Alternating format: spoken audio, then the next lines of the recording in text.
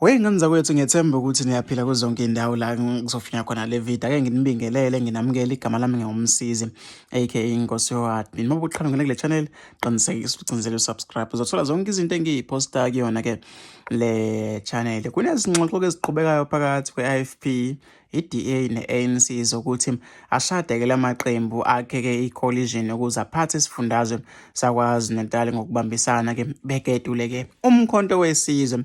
Imiphumela-ke noma imiphumela-ke ewujuqu yokhetho izomenyezela-ke namhlanje ngo-4-ke ntambama e-ICC eThekwini. Ngenza kwethiwa-ke iqembu noma-ke iqembu elizophatha isifundazwe lidinga ku-50% wamavoti.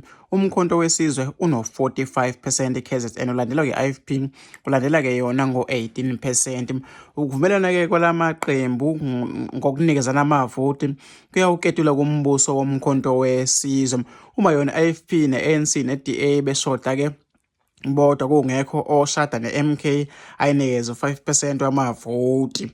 Wey'ngane zakwethu, kuthanda ukuthi kube kushube kakhulu. Ngifisa ukuthi-ke ngizwe ukuthi wena ngabe ucabangani-ke ngalamahlebisi noma-ke ngalezi zinto mangase-ke zenzeke ekugcineni-ke umkhonto wesizwe ugcine-ke uketuleka lapha-ke KwaZulu Natal. Hlala lapha ku-comment section ngizwa-ke uvo lwakho nombono wakho ukuthi wena cabangani-ke ngalolu daba.